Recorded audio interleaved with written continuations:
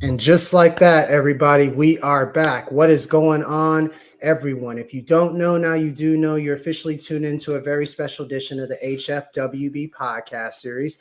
This is your host, Clifton Pope. And with me today, I have a very quick newfound friend who I've met. We actually met at an event here in Corpus Christi, Texas this past Saturday, was, of course, it was a great event with the Black Cat bookstores. It was the Band Week book event that they had there. And I just so happened to leave, and we just so happened to cross paths. And we were like, hey, I would love to have you on my podcast to basically talk about everything that you're doing as far as within the community and stuff. And so it is, of course, election season, not only on the national level, but also the state level and the local level, particularly the education level. And for those who live in Corpus Christi, Texas, are very familiar with CCISD, the Corpus Christi Independent School District. That's going on as far as the election process within itself. And with me today, I have a very special one who's basically a talent within her own right. As a matter of fact, for those who don't know her in general, she's a former teacher, so she understands the importance of education, which is always well needed. She's a former local small business owner and a chief financial officer at that, which means if she is part of the CCISD at-large board, you could basically ensure that those taxpayer dollars are going to be in good hands, because she knows a thing or two about how to handle money to a certain degree, which is always important and critical. And at the same time, one of my favorite things about her, she's a parent first, not a politician. Let me repeat that for the people in the back. She's a parent, not a politician, who will work for students, work for teachers, and at the same time prioritize the educational success of CCISD students, promote parental involvement, and better choices in the student education.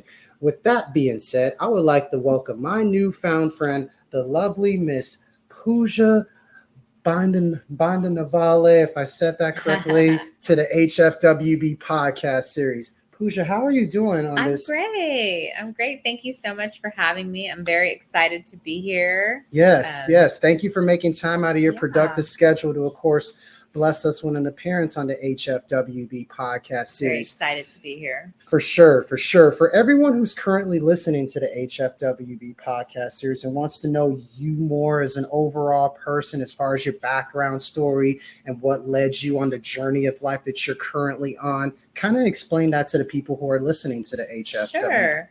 Okay. Well, so I guess I should start from the very beginning. Yeah, let's take it all the way to the beginning. I'm from Arizona, and I am a product of public schools in Arizona. Okay. All my education through high school and then through college, even I went to a public school and public university. I went to Arizona State University and graduated with a bachelor's in biochemistry and a minor in biology and a certificate in the history and philosophy of science from the Barrett Honors College in Arizona State University. And so that was wonderful. After I finished my time in Arizona, I moved to Germany with my husband. So I love Guten that. Tag to all the people from Deutschland who are listening to us. I heard there's some Deutschland people. Oh, wow. Okay. So we lived in Germany for 4 years. And during that time, I got my teaching certificate and I taught in a Department of Defense school. So that was really cool. All right. It was a really cool experience. He was a physician in the military during Operation Enduring Freedom and Operation Iraqi Freedom. And then we got out and came to California, and I was there, and I was very fortunate to be able to be a stay-at-home mom with my kids. Very, very lucky to be able to spend that time with them. By the time we moved to LA, I had one child, and then we soon thereafter had baby number 2 in LA, moved to Corpus Christi, had babies 3 and 4. The family grew. The family grew while you were on the road. The family grew. I love and it. then those girls, they were all 4 girls. They all grew up, attended public school in Corpus Christi for many, many years. Along the way, we got our dog. He's wonderful. And then after a couple years after the dog, we had our little caboose baby, and he is 4 years old. So he's not in CCISD yet, but he's getting very close. He'll be there very soon. So we're excited about that. is looking forward to it also. But I have 2 kids who have graduated from CCISD schools, both from WB Ray High School. Gotcha. One is a Longhorn and one is an Aggie. So we are, for those of you watching online, we're a house divided. I was just going to say, huge rivals right there. You know, hook 'em horns, and you got to have the Aggies. Yeah, you got to gig them the Aggies. And so we're really excited for the Thanksgiving game because they're going to play each other. So we're super. We've already got plans of what we're going to do, where we're going to do it. So we're really excited about that. Gotcha. So my kids are all in the public school system. My 2 who are in CCISD, one is at Ray, again at WB Ray, and one is at Marvin Baker Middle School. And they absolutely have loved their time there. I have loved my time as a parent in CCISD. I've been an active member of PTA throughout my time in CCISD. I'm also, along with my husband, a small business owner, and I'm actually the chief financial officer of our small business. And so because I'm a chief financial officer, you know, I understand how balance sheets work and budgets work and the finances of things. And I also really understand, because I'm the person who does that, I understand about fiscal responsibility and fiscal transparency, which are 2 really important things. And so even though CCISD, you know, I don't know because I'm not a board member now. So to do the super deep dive, you have to be privy to certain things. So you have to be a board member. Yeah. But even so, there's a way to be a little more financially transparent about the things to the taxpayers, which I think would really benefit CCISD. I know that there are kids leaving CCISD, and I don't think they need to be leaving CCISD. I want a school district that kids are not leaving from, that kids want to stay in, that kids are succeeding in, like my kids have. And children's success, you know, children's success needs to be academic, it needs to be physical, and it needs to be mental. And all 3 of those things really tie in together. Mental health is so important for our children.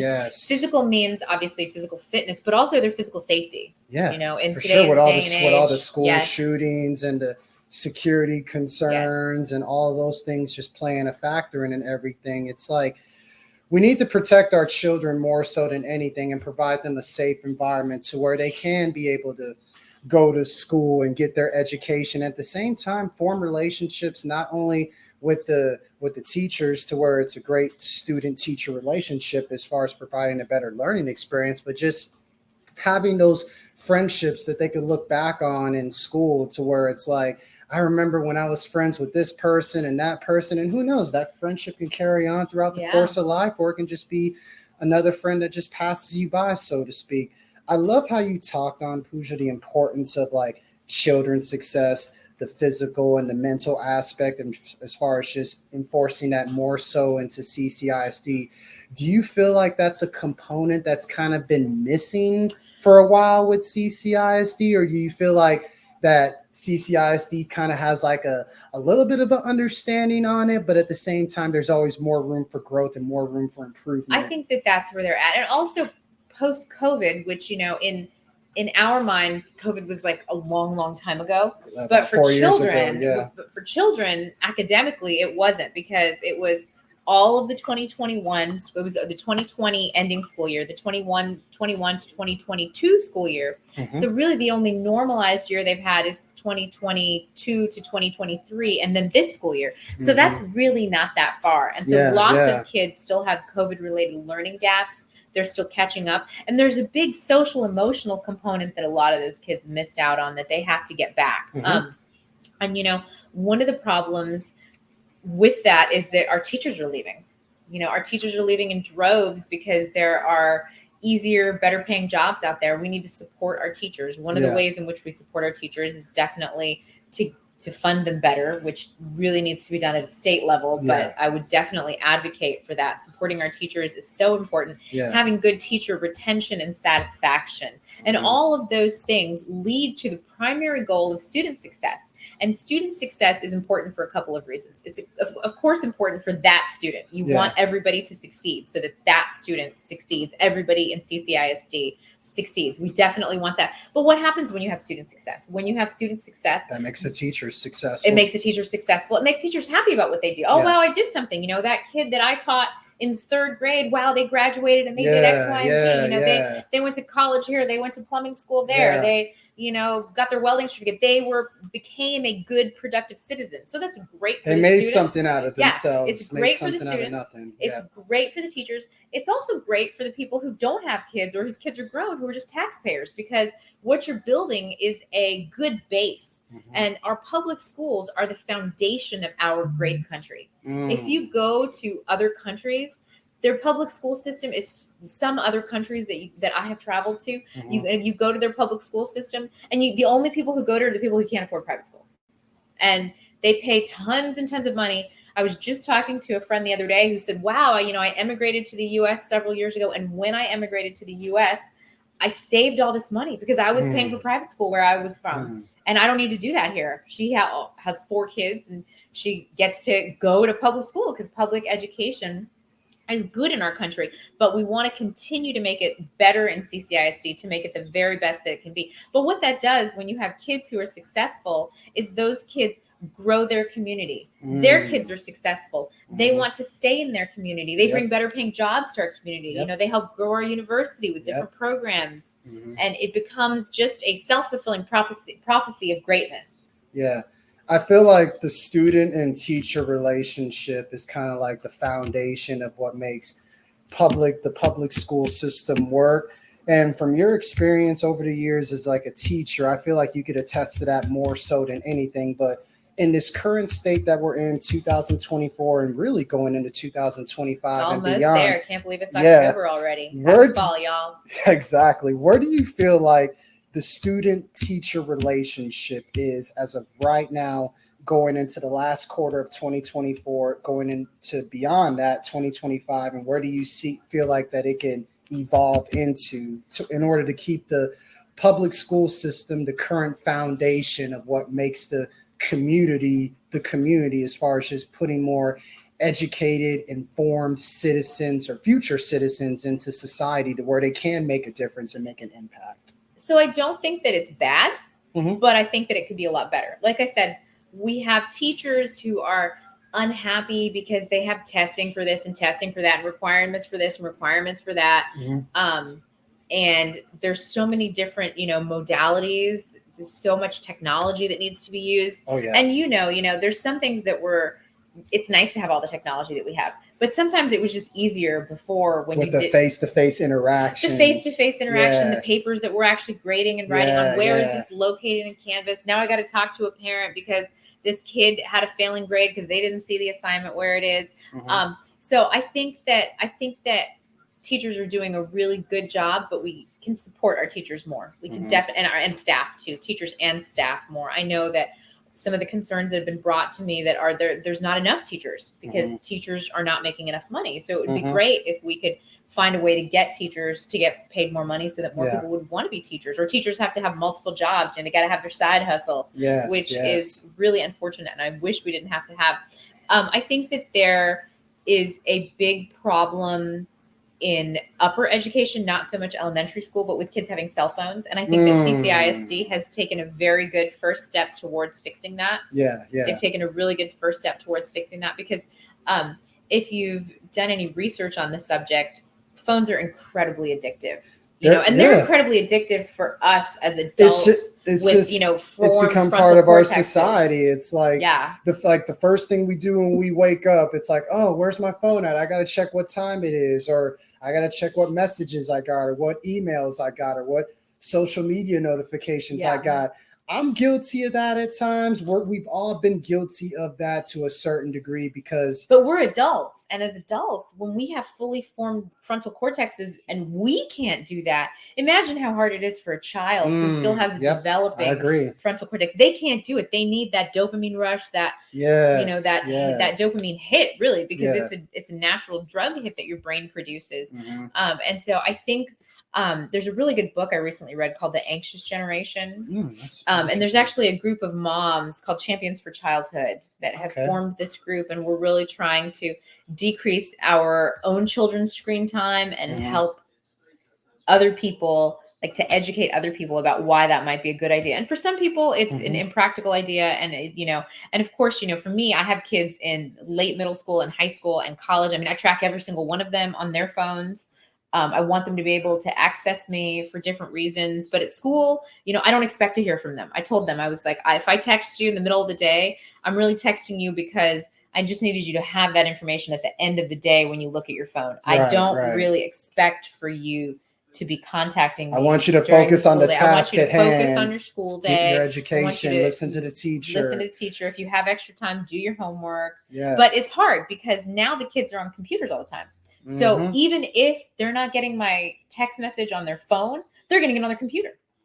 And I actually don't know how to do that. I haven't set it up on my computer, but I have not set it up intentionally because I don't want to have those interruptions in multiple places. So I have purposefully not done that. My kids have purposefully done it because, hey, it's cool. We can do it. So, they go ahead and do it.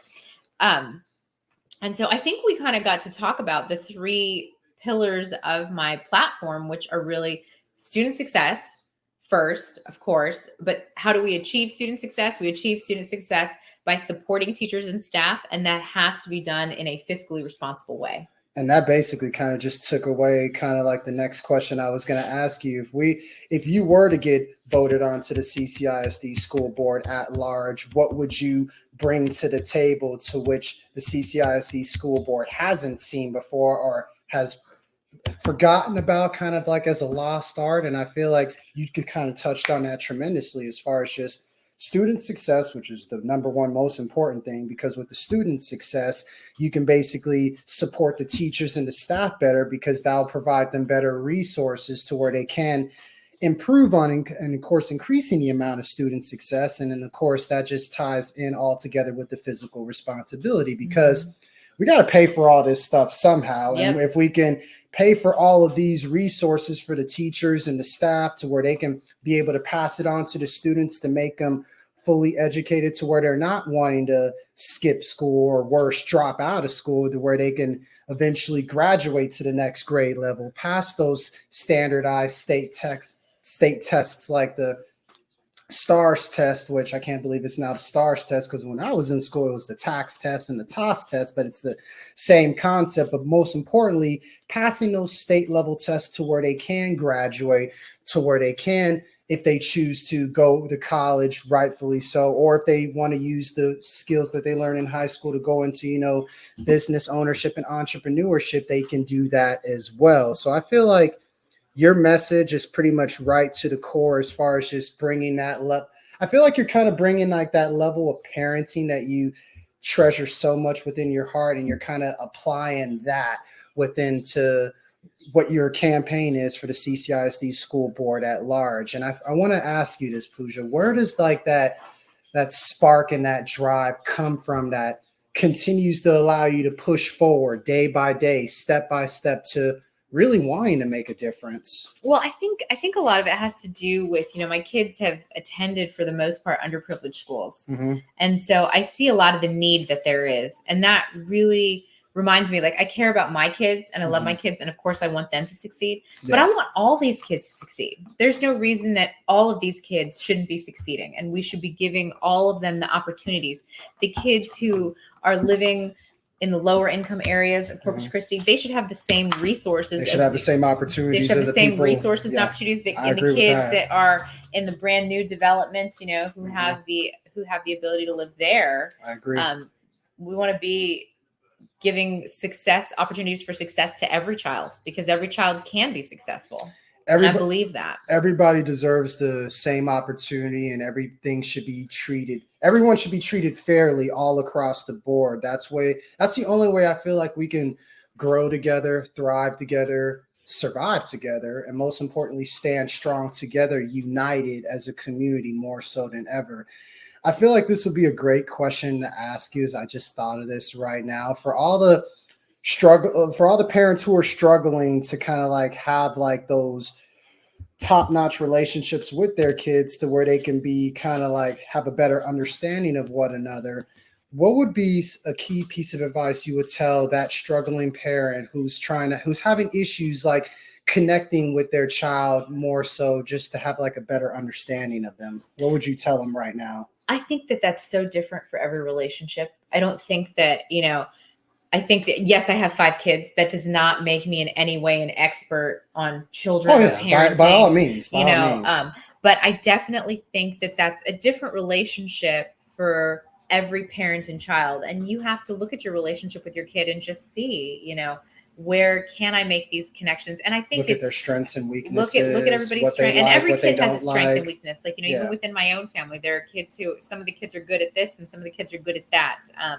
Some of my most coordinated kids are the ones who stub their toes on like a daily basis in the house. And I'm just like, but you can do all these amazing athletic things, and then we're like walking into walls. So every kid has strengths and weaknesses, and I think finding the positive things with everything and every day. They say positivity breeds positivity and negativity breeds negativity. Yeah. One thing we do in our family in the evenings at dinner time, when we can all manage to have dinner together, which happens less and less as your kids get older. So for the parents with young kids, enjoy every minute.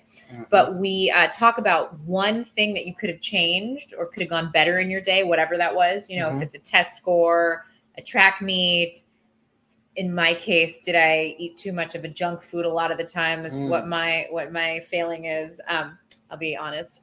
But many different things. I could have done this better. This could have gone better for me, et cetera, et cetera. So one thing that you could have improved on or changed to do better. And then 3 things that were really, really good that happened in your day that you affected.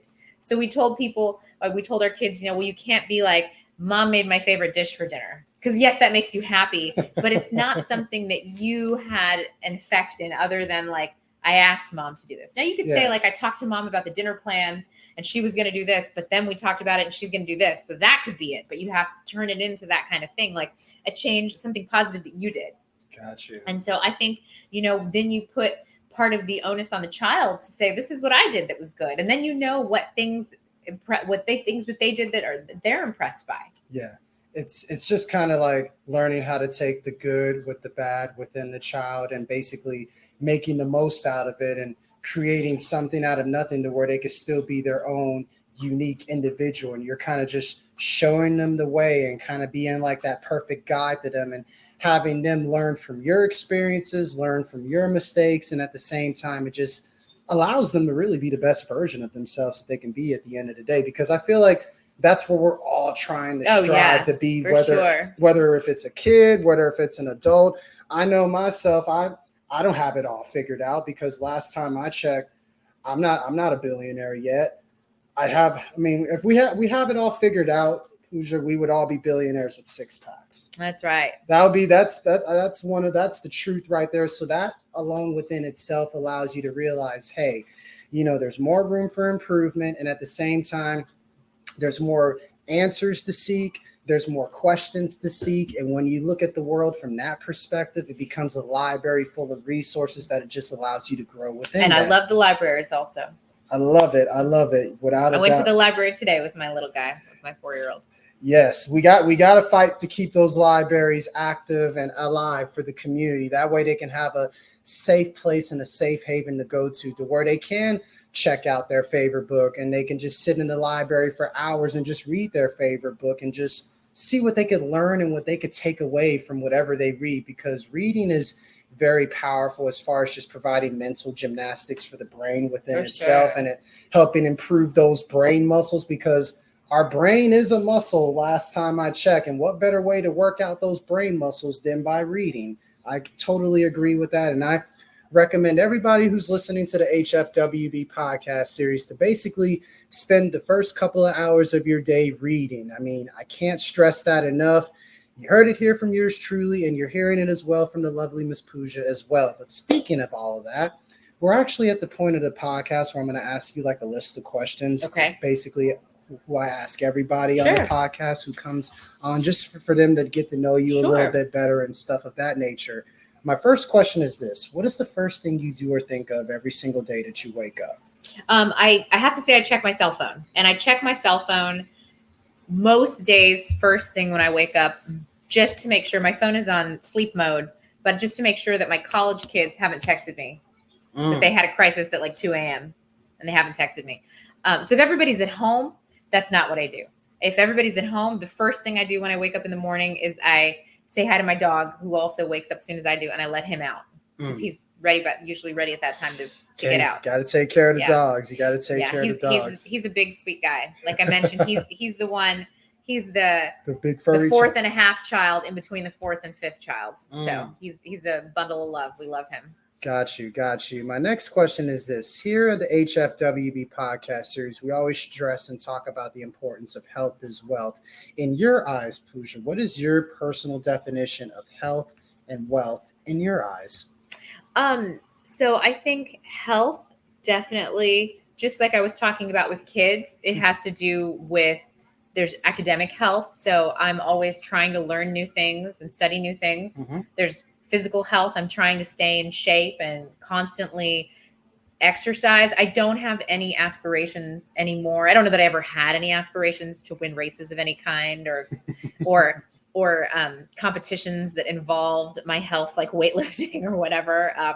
I never had any of those aspirations. But, studies have shown that really the one thing that keeps you the healthiest as you age is exercise. And that exercise is actually mental exercise and physical exercise. So there's two things. So I, as my kids get older, somehow I'm staying the same age, but it must be because, no, I'm just kidding. I'm aging too. But it's, I try really hard to make sure that I can incorporate physical exercise and try to incorporate something academic into my day, even if that's listening to a podcast or the news on a different subject that I don't typically know about, because sometimes then it sparks another thing. And hey, when you have an extra 10 minutes, maybe you'll be researching. The other day, I was just, thinking about something, and I was like, I wonder about, like, I had this question about Cleopatra. And so it's fortunate, in the world that we live in, that I could look that question up.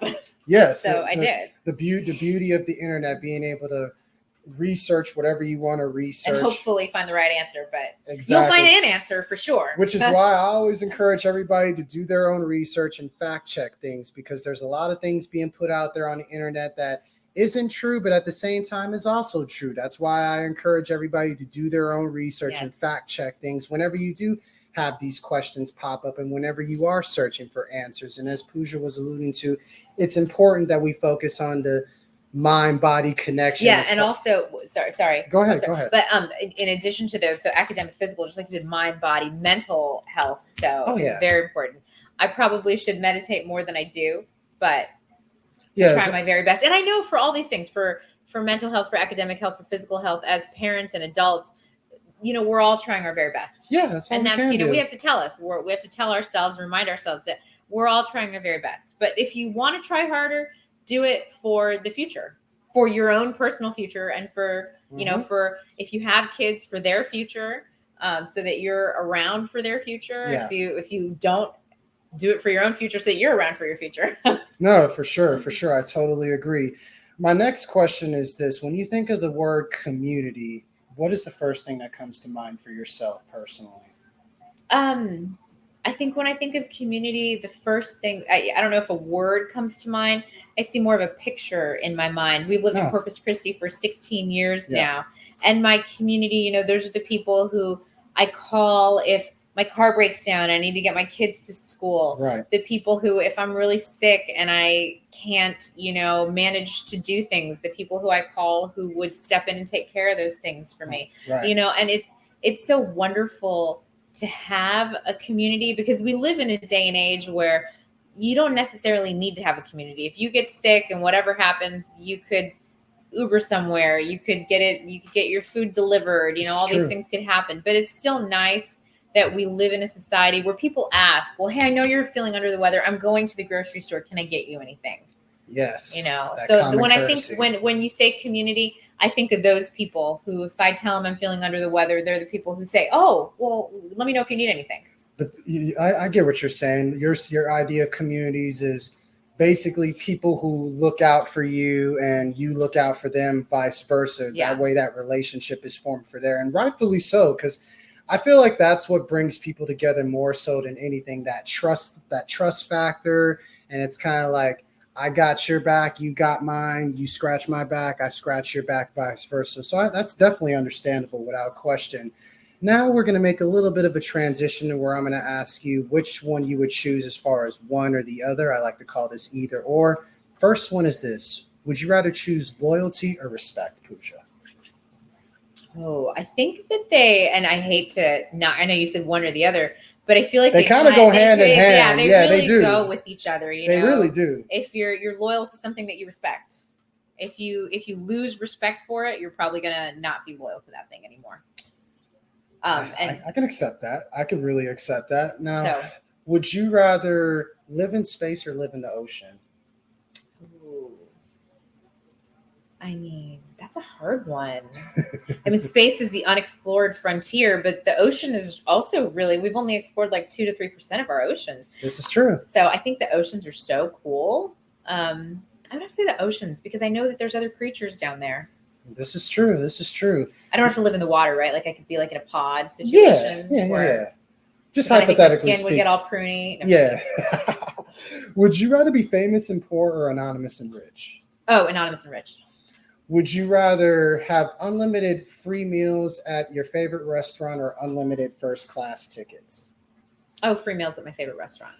First class it's great. It's wonderful. Not that I fly first class, so it looks wonderful. Got you. I respect the honesty. That's what we're all about here at the HFWB podcast. But food is a necessity, and food definitely for me is something that makes me feel good and makes my heart happy. It's airplanes. One of the reasons about airplanes is you look at that price. Well, gosh, how much more would it cost for first class? And you're like, but it's only this short chunk of my time. I can't push the button and buy that ticket. I can't do it. I love it. Would you rather sing to every song or dance to every song? I probably would do both. I'm a classical Indian dancer, and I teach classical Indian dance. Wow. And one of the things you kind of learn as you dance is that it's nice if you know the words and meaning to the music to the song. So I kind of do a little bit of both.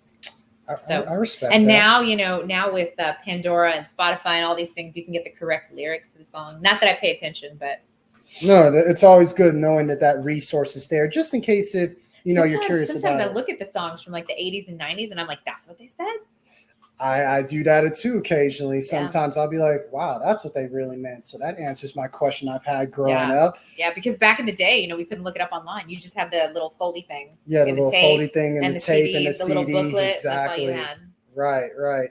Now picture this hypothetical situation, Pooja. You're on an island, deserted, trapped on this island, but you have the option to listen to 5 of your favorite music artists with their whole entire catalog. It doesn't matter what genre of music it is. Who would those 5 music artists be? Oh, okay. Probably Dvorak. He's a classical music composer. Okay. I love Pink. All right. Love Lady Gaga. Okay. We got 3. Probably Billy Joel. All right. Love Billy Joel. And who else? Frankie Valli and the Four Seasons. Okay. Nothing wrong with a nice, diverse music playlist. You can never go wrong with that. You mentioned how food is a necessity for yourself. Well, it's a necessity for everybody. Oh, of course. That's one of the things that if you look at CCISD, there's a huge percentage of kids who are actually at need for food. Oh, yeah. Without question. If you really look into the numbers and the stories behind it, it's very shockingly disturbing to a certain degree. But I was going to ask you, actually, what is your favorite go-to meal? Oh, it's probably an Indian dish. We're ancestrally South Indian, and so there's an Indian dish. There's 2 Indian dishes that I love. I'll tell you the one that people are probably more familiar with. It's called dosa. I'm actually in the process of making it now at home. It's a rice and lentil kind of pancake, and you eat it with potato curry and coconut curry or coconut chutney. It's really good. That sounds delicious. It's a very labor-intensive process. So this morning, Thursday morning, I started the process. I soaked the rice and the lentils together, and they're going to soak until tonight, and then I'll grind them, and it's going to make a batter, and then that batter has to ferment at least overnight, and then you can cook with the batter after that. So it's at least a 24-hour process to get to the point where you can eat it.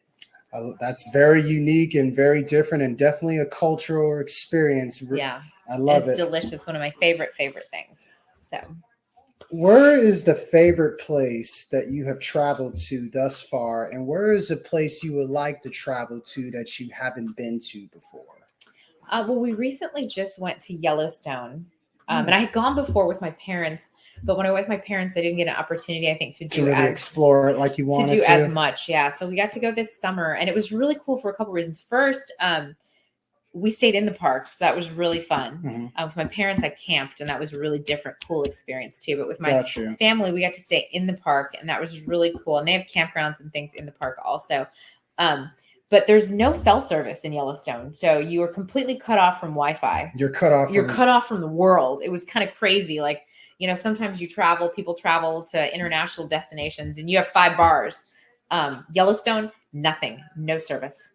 So that was a reason for that, because it gives you the opportunity to get back in tune with nature and get back in tune with Mother Earth. So that was probably a very relaxing experience. It was very cool. We had a wonderful time. It was really cool to not have any service, and it was really cool to see everything with my family.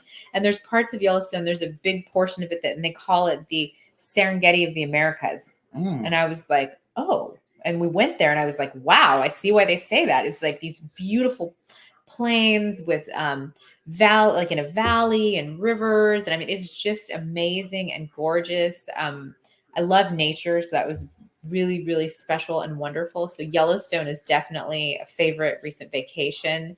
And someplace that I would like to go. I mean, my kids have gotten to the point where as long as we're all doing something together, that's the most important part. It's nice to go to new places, and I appreciate going to new places. And I love to travel.